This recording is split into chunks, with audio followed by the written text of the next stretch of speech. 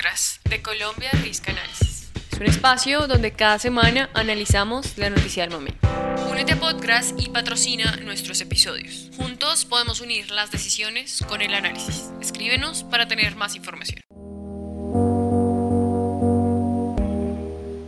Hola y bienvenidos nuevamente a Podcast. Yo soy Catherine Galindo y hoy está conmigo Catalina Bobadilla, coordinadora de comunicaciones de Colombia Risk Analysis.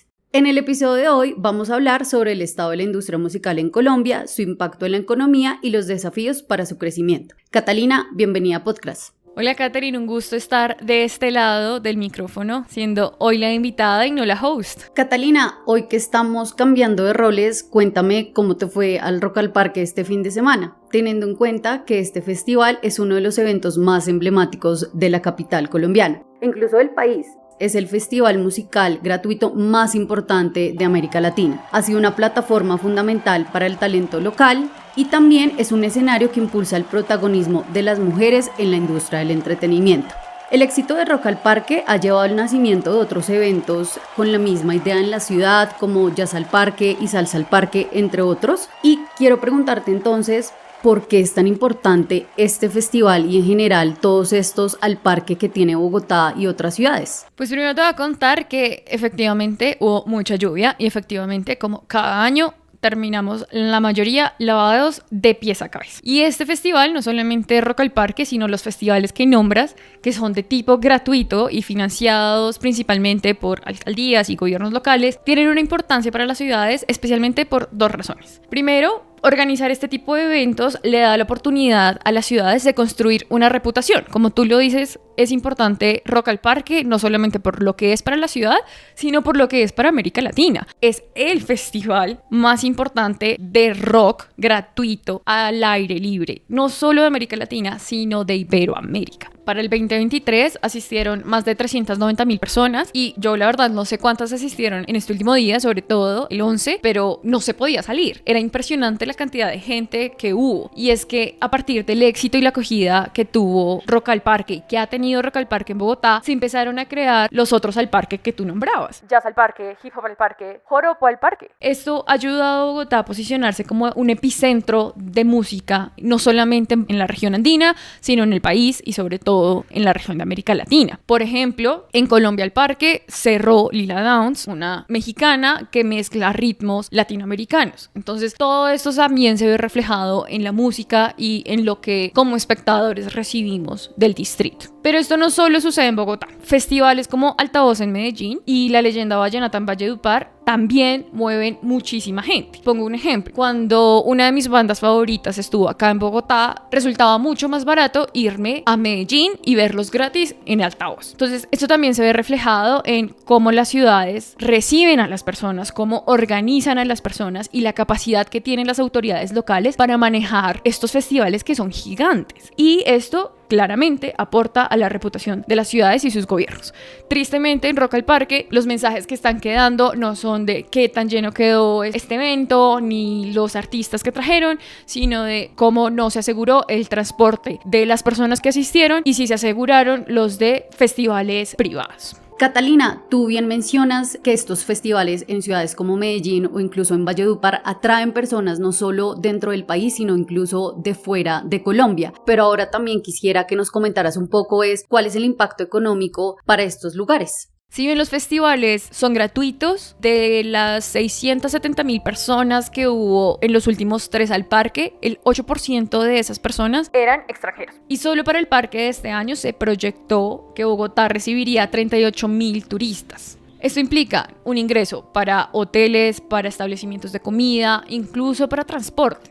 Los festivales ahora también tienen unas zonas que son como las zonas de emprendimiento y arte, ¿no? Entonces es donde se mueve esta economía local porque se impulsan estos pequeños negocios de tanto artesanías como comida y demás. Esto pensando aquí en Bogotá, pero incluso en el Festival Vallenato este año se movieron más de 500,000 millones de pesos en la última versión. Esto según la alcaldía de Valledupar. Y en el Petronio Álvarez, que este año recaudó 60,000 millones. Entonces, lo que estamos viendo es que no solamente es porque sea gratuito no va a generar un impacto para la economía de las ciudades que lo realizan, sino que estos eventos musicales y culturales públicos se van a traducir y se traducen no solamente en reputación, sino en un retorno de la inversión pública y empiezan a potenciar la economía local y promueven el turismo y promueven las ciudades. Esto es diferente a los festivales privados como Stereo Picnic y Cordillera. Estos últimos son pagos y sus beneficios no se ven tan reflejados en las ciudades como sí en las promotoras y en los patrocinadores.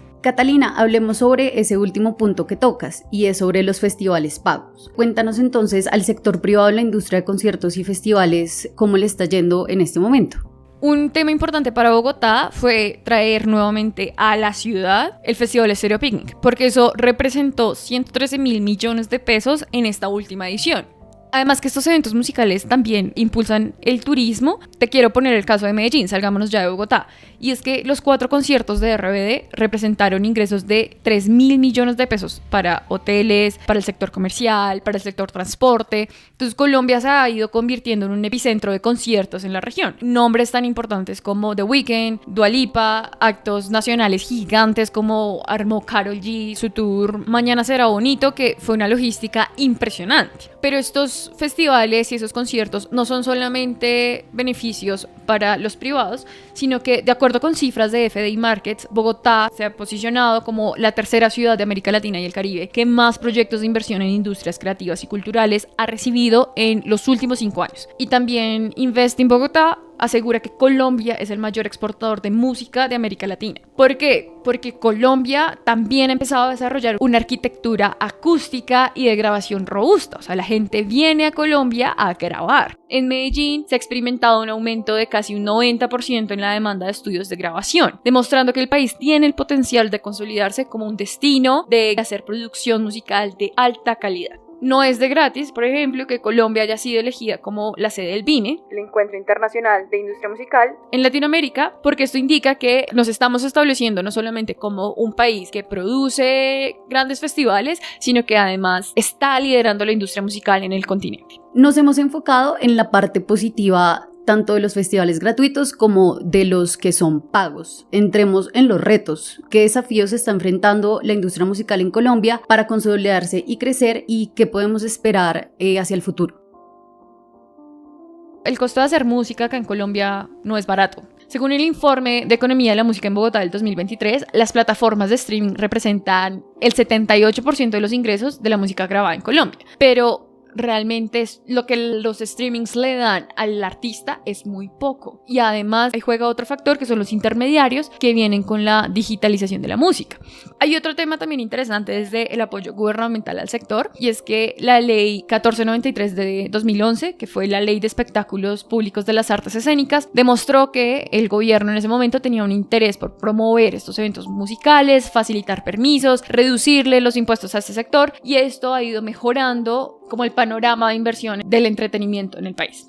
También hemos visto que el presupuesto para el sector cultural y de entretenimiento ha aumentado significativamente en los últimos años. Por ejemplo, el presupuesto de inversión del Ministerio de Cultura aumentó de 393.000 millones a 949.000 millones de 2023 a 2024. Pero esto no quiere decir que no existan disparidades de recursos entre las regiones del país, porque entonces se están concentrando todos los recursos de entretenimiento en Bogotá y en Medellín. Entonces la industria musical se empieza a concentrar o a desarrollar fuertemente en estas grandes ciudades.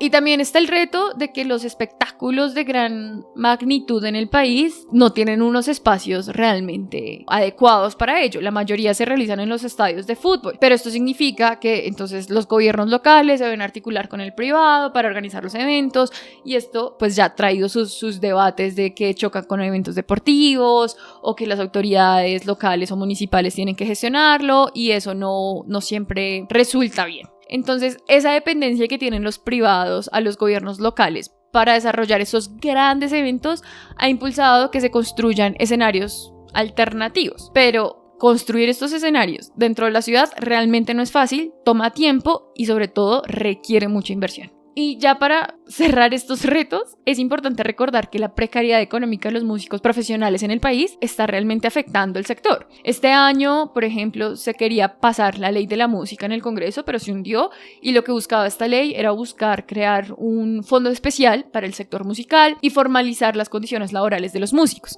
Los músicos no tienen seguridad social, los músicos les toca literalmente con las uñas sacar un disco, entonces todo esto quería profesionalizarse, pero pues no se pudo. En últimas, y lo que me gustaría que se llevara a la audiencia es que le apuesten al sector musical en Colombia, porque es un motor de desarrollo y ha demostrado que es capaz de generar ingresos no solamente para este sector, sino para otros rubros económicos y para las ciudades. Pero hay que proteger también a los músicos, porque es que de ahí proviene la industria. Entonces, el futuro de la industria musical en Colombia depende de cómo cambien las condiciones de los músicos en el país y del apoyo que le den los públicos y también los privados y aseguren las condiciones laborales de infraestructura para promover al sector y se fomente la música y la cultura no solamente en Bogotá y en Medellín. Estos escenarios que siempre son para el desarrollo de nuestros artistas distritales, para los invitados nacionales e internacionales, que vendrán cargados de músicas tradicionales, de lenguajes y nuevas tendencias. Y hasta aquí este episodio de podcast. Muchas gracias por escucharnos. Síguenos en Spotify y YouTube para no perderte ninguno de nuestros episodios. Este episodio contó con la participación de María Alejandra Ibarra en el análisis y creación del guión, arte y edición sonora por Angélica Castillo.